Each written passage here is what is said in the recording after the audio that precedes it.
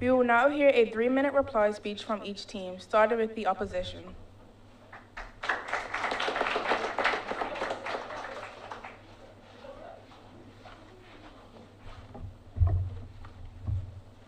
Good evening. I know. I'll begin my speech in 3, 2, 1. Now, let me remind you my first speaker's persuasive point. Mental health is a big problem amongst today's youth, but it is also a vast and confusing place that teens may get lost in. That is why we oppose the motion that this House believes that the age consent of mental health services should be reduced from 18 to 16 in Bermuda. Now, let us take a look at what Team Proposition has said. They have said that you will feel more open and ready to talk with less stigma. They've also said early access can be a positive change, early access to medication. They said that some teens feel like the parents won't understand, so they won't talk to the parents. And they also said that no evidence supports that drugs can have dangerous side effects. And finally, they said that we should change the law of driving age. And my third speaker clearly rebutted their arguments. Now, what have we told you? We have told you that parental and family involvement is a necessity. And also, we have told you that these drugs can have dangerous side effects that can lead to death earlier.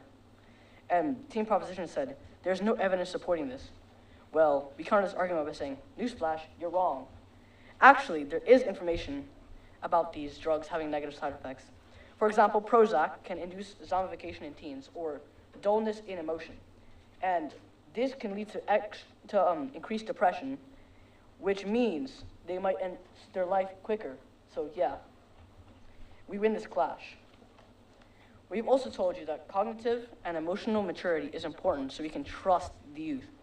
And Prop said, if 16-year-olds can be tried as adults, why can't they take care of mental health? We countered this argument by saying, the law says 16 is too immature to handle important decisions, especially under stress. Like, most children collapse under peer pressure when they're saying, oh, their friends are like, oh, I dare you to do this. And some children will collapse underneath the pressure and actually do it, even though they know it's not good. We win this argument. We have also told you that unmonitored side effects can scare the guardians and harm the youth. And Prop said that doesn't it not include medication and also therapy? We say yes, but some therapists may not help and say something wrong to the child that makes the child overthink and also fall into deeper depression. We win this clash. And now, we've also told you that teenagers can actually help push stigma, and Team Proposition said nothing. So this goes to prove that our points are more superior. And as my teammates before have said, keeping the age at 18 is not just control. It's not control at all. It's care. And we win this argument, and this is why, adjudicators, we win this debate about whether or not we should limit the age limit from 18 to 16 in Bermuda. Thank you.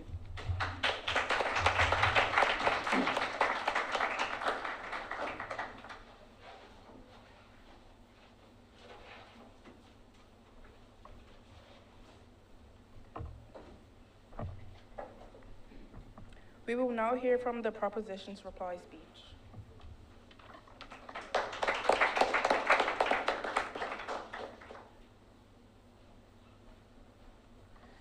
Good day, all. I am the reply speaker for the Proposition team.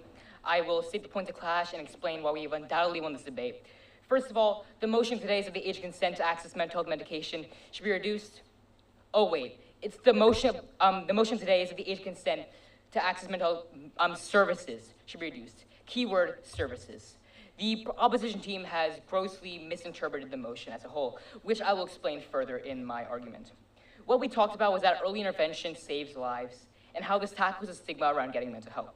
We also talked about how safeguards could still be built in if this motion came into place, and how this is not simply a policy change, it's a statement that says, we see you and we care about you from the society as a whole. What they talked about, their two main points, were family, was that getting help from family is more important than getting help from outside sources like psychiatrists, and also how medicine can lead to worsening symptoms and quote-unquote death. The main point clash was family over independent help, and I will explain why we have undoubtedly won this point of clash. First of all, we never said that we didn't support family help. In fact, we 100% support it. They use a statistic, a key statistic. 3 in 4 parents allow their kids to access mental help. But what about that 1 in 4? 1 in 4 kids don't have access to mental health. Their parents don't allow them to. And by putting this motion in place, we help those 1 in 4 people. 25% of our population doesn't have the access that it needs, and this motion will help prevent that. One of the other points of clash was that how medication can lead to worsening symptoms. However, firstly, teens could simply refuse this medication if they're educated, and also how all of the proof for this point was on people who were over the age of 18, which is the age of consent in Bermuda, which makes this point fall flat on its face. They mentioned, if anything, this point is actually trying to discontinue drugs and antidepressants that are harmful, rather than actually at the motion at hand. We acknowledge the faults of these medications. However, this is not the fault of the motion at hand. It is simply the fault of rare psychiatrists that should probably be fired. The second point of the last point of clash, they said that the majority of people prefer to go to a family member, and we 100% agree. 3 in 4 people do. However, what about the minority of the people that don't? Again, like I said before, 1 in 4 people need the access, and this motion will help put that into place. It also talked about, this is the main other point they stated, about the underdevelopment of the prefrontal cortex. However, the age we have right now is still below the age that the prefrontal cortex is developed, as they stated before. 25 is the age where it fully develops, as they stated in their statistics, and the age right now is 18, which is far below what it is. And also, what is the difference between 16 and 18? It's only 2 years of difference. In fact, the reason that I'm literally 14 and I am debating this motion at hand, and I have clearly shown that I've shown both sides, so why should I not be able to, I'm more than capable enough to get the help that I need, and so should 16-year-olds, in fact. This motion will not affect the people that, that want to go to their parents, as the majority probably do, but the minority need this motion in place. 1 in 4 people need this motion in place, and this is why I'm so proud to propose this motion. Thank you very much.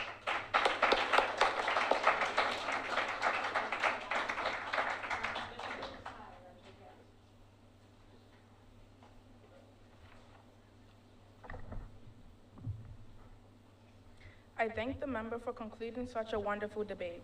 Would the debaters please shake hands with each other? After doing so, I would like to invite the Honorable Kim Wilson to the stage to give comment on the debate we just heard.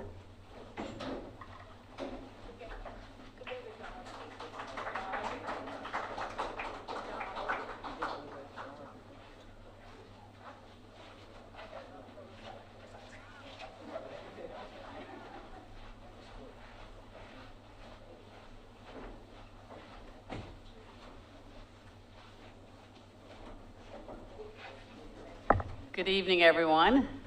This is unscheduled. However, I don't even know where to begin. The level of debate that we have heard this evening from these young individuals is tremendous, and I think they all deserve a round of applause. I've spent the last several hours sitting in another place, and the level of debate here is far superior than where we were. So I just wanted to commend all of you for your participation. Marvelous. Our future is bright. I'm not really sure which side I would vote for, in all honesty. However, nonetheless, well, okay. Okay. I think that you both sides were very persuasive in their argument. Their articulation and their delivery as well was very controlled, and the points of order that were accepted on occasion were very well articulated and answered respectfully. So I commend you all. Good job.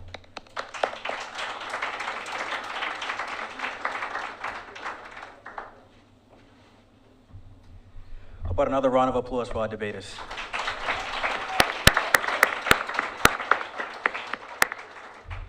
These young people stood up to this challenge on such short notice.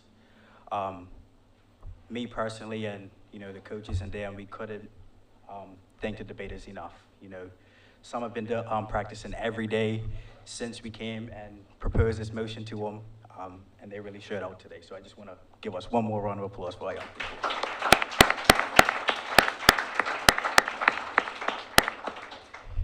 So I know there was a lot of 1 and 4s, 3 and 4s, 5 and 4s, a bunch of statistics thrown around in this debate. And I know Minister Wilson also said she doesn't know which side that she will fall on. But I want to hear from the general public. So we will have about 10 or so minutes for anyone with thoughts, questions, concerns, comments to come up.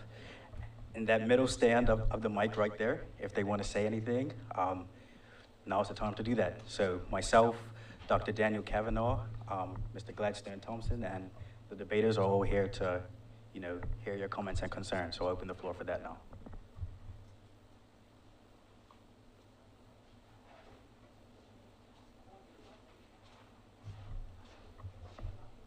Don't all get up at once. The topic, the debate, your thoughts, any questions you had about the statistics, that sort of thing. So we just want to hear, from your voice. You heard the youth voice. You've heard some of the minister's comments. So I want to open the floor to the rest of the public and audience.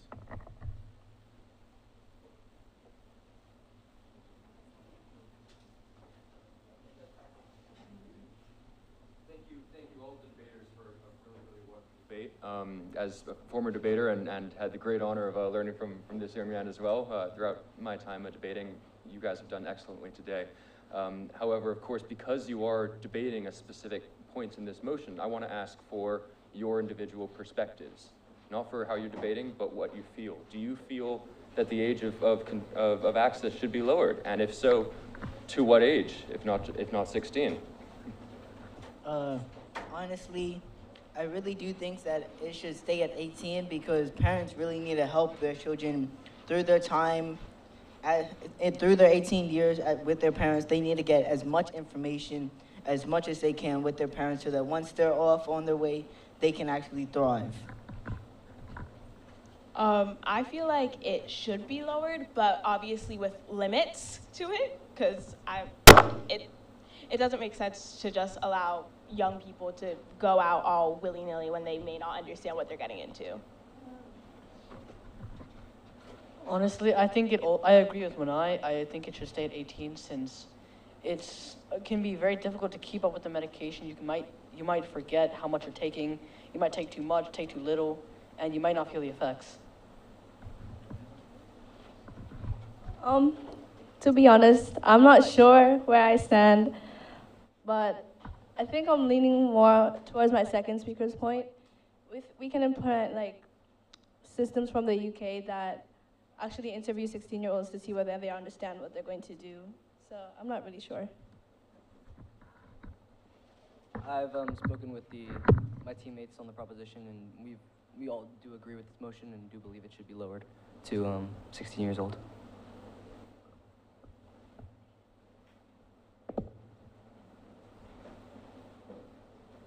Good afternoon, good evening, all. I wanted to, echo the sentiments. I am a previous debater, and I enjoyed this evening. I'm particularly interested because I'm actually proposing the idea of introducing a youth mental health first aid type of program that we can, employ throughout our schools, both public and private. Something that gives young people the tools they need to not only support themselves as they're dealing with various instances of mental health issues, but also so that they can support their peers. So I wanted to know what you all think about a mental health first aid program in a school. What would you like to see? What are some tools that you think you need to be equipped with to better support yourself and your experience? Just before the young people speak, I just thought I'd mention the Ministry of Health is doing some fantastic work with regards to a youth mental health first aid program that was talked about earlier at the start of today. So that is for adults working with young people. There is also a teen mental health first aid program that eventually could be implemented. So I agree with you. I hope that one day we can get there, but there certainly is a youth mental health first aid program for adults working with young people. So I will encourage you to sign up, but just further to your point, there aren't many examples, but there is an example in Australia if you're interested, as well as a program through the US, the teen mental health first aid, and I think it would be really cool to see something like that implemented. But the first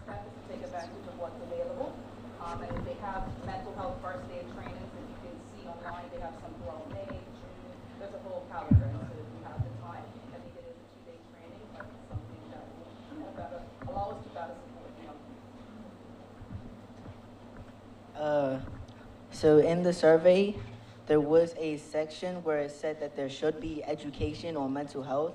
So I do strongly agree that there should be. I was talking to Mr. Gladstone Thompson about this during one of our practices. There should be, so in my school, Whitney, we have a class called health and then PE.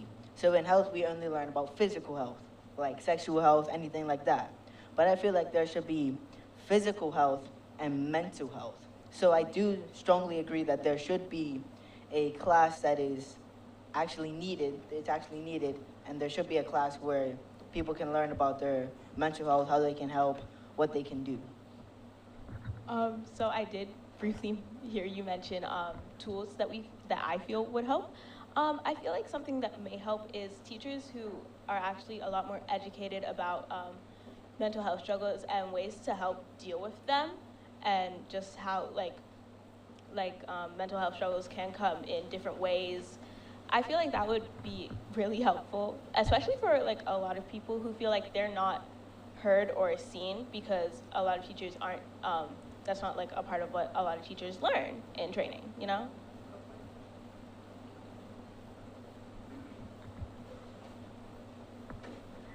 So yeah, I would also like to add to that. I think it would be really important to educate people, like the general public, the youth, adults, because if, like, as we as a team agree, we do think that the age should be lowered, and if we want to do that, we have to make sure people know what they're getting into. We have to make sure that people understand mental health and they understand their options. So I think implementing that will be really useful, because not everyone learns about mental health, different mental health conditions.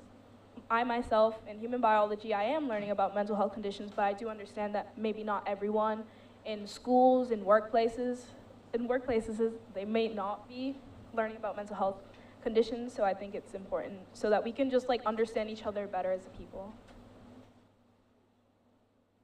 And I think just one more thing to add to that is that I think the entire purpose of this debate is to simply spread awareness of the fact that these changes do need to happen. And honestly, anything that can help tackle that stigma is necessary. And I think that's why this debate is being held, whoever wins.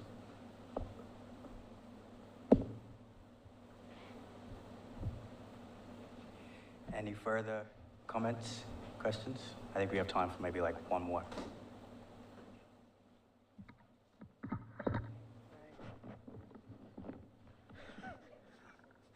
Good evening. First, I'd like to thank you, first of all, for this opportunity, another opportunity for the children to expand their horizons and get more exposure. I'm really excited that there ended up being another circumstance where so quickly that they were able to battle it out again. So I appreciate you for putting them in position to be able to do so. This is an important topic that I think I totally agree with, young lady, that a lot of people aren't really versed with. You know, coming from a society where it's crazy people, and then it's supposed to be okay people, and there's never been any educational awareness or welcomeness or any sort of softening to help people to just be happy with whoever they are, no matter if that's a toxic, or if it feels weird, or it feels uncomfortable, or whatever the case is. And to be able to open this up is really amazing. And for you to be doing something like this for young people is like a bravo.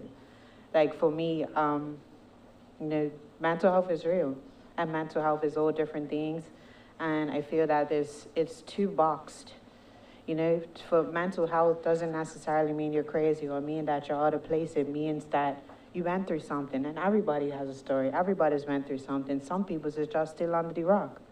You know, some people will have it from certain different things, and then there are labels on top of them, and I feel, you know, you have to deal with figuring out yourself, and then on top of that is all these different types of labels put in this one box, in this one category, out of all the other things that they have to try to figure out that are super confusing.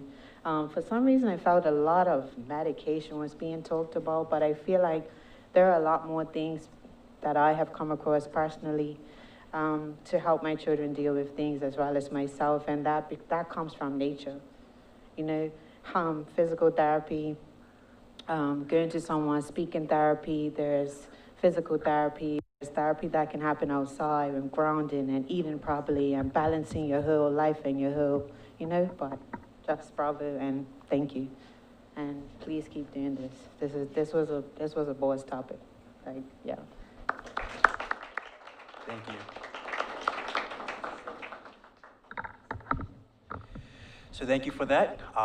At this point in time, I would like to invite His Excellency Governor Andrew Murdoch to give closing remarks and to close the event.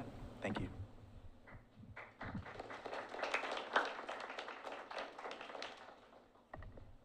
Good evening, everyone. Good evening, ministers, ladies and gentlemen. First of all, thanks very much for inviting me this evening to make some remarks. We have just heard a very lively debate. Well done to all of you. It's not easy. I know you put a huge amount of work into prepping for these kind of things. I thought you were really articulate, made some great points, and I think the really difficult thing is to be able to respond respectfully, and you did that really well. So congratulations on doing that. Really good life skills.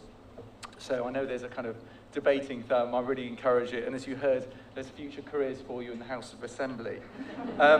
So look, the topic is an important one. You've heard that from at the beginning. This is actually a live debate. So well done for those organising this to put it front and centre. Adolescence is a time, as we all know, of significant change and development. Biological, psychological, behavioural. We've all been through it. Some of us maybe is a little bit further ago than others. I'm not pointing. And it feels that there's a lot going on when you go through this stage of life. Relationships, education, friendships, stability at home, future careers or not, peer group pressures, the list goes on and on. And of course, it's during these times that there are mental health challenges, and they commonly emerge. And I use the term commonly because globally, and it's another statistic for you, you're not allowed to intervene, 1 in 7 10 to 19-year-olds experience a mental health condition. Yet these remain, as we know, largely unrecognised and untreated. Another, more statistics. A national youth mental study carried out here, you've heard it, in Bermuda in September 2022, found that 31% of students aged 10 to 19 had symptoms of depression or anxiety. That's pretty sobering. 73% of those who reported symptoms indicated they would try to deal with depression or anxiety on their own, also troubling. 62% cited embarrassment as the main reason for not seeking help, and that's that issue of stigmatization. So I really do fully support the work to raise awareness of both the issue and how it can manifest. So the Ministry of Health's championing of this issue in May and more generally ongoing, it's a highlighting month, it's not the end of it, it's just a continuing campaign, is really important. It's vital that we create an environment free from stigmatization where the youth can talk about mental health freely. Now, as an aside, I am a veteran of the UK Armed Forces. What's the relevance? Well, I was in there for 20 years during a change when the force's attitude towards mental health changed considerably. It was very poorly understood when I joined up and even more poorly treated. It was hugely stigmatized. The language you've heard from one of the speakers on labeling, you know, you're either normal or crazy, was very much in play. If individuals struggled, they usually stayed quiet, they soldiered on or sailed on, or whatever, Air Force, I couldn't quite work out what they do. Sadly, in some cases, struggling in silence led to veterans taking their own life.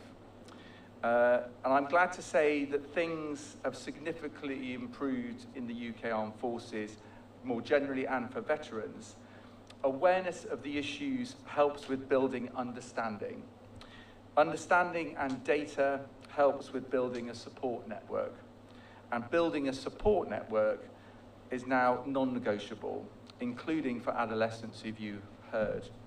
So if the issue is one of shaping government policies in the mental health space, in the UK or in Bermuda, or indeed shaping the work of the third sector in the same space, it is really important that the youth are part of that conversation. As you heard, they're very articulate, and these are, I think, only 14, incredible, as part of that conversation. The reality is that it's going to be the Gen X's, the millennials are formulating the policy.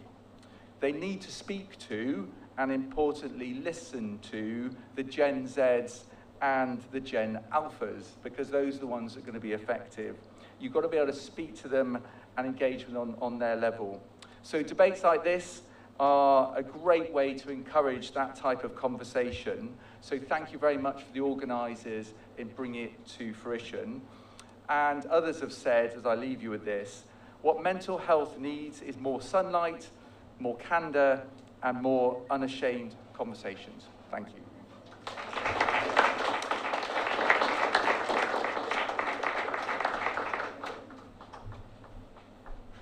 So once again, thank you all for being here tonight and showing your commitment to the cause. I want to highlight the Ministry of Health for their May Anti-Stigma Month and the calendar of events. This is just one event, and there's a bigger lot of events. So I would encourage you guys to take part and continue this outside of these doors to be a part of the change that's needed and the awareness that's needed for mental health in Bermuda. So thank you all for coming, and have a safe journey home.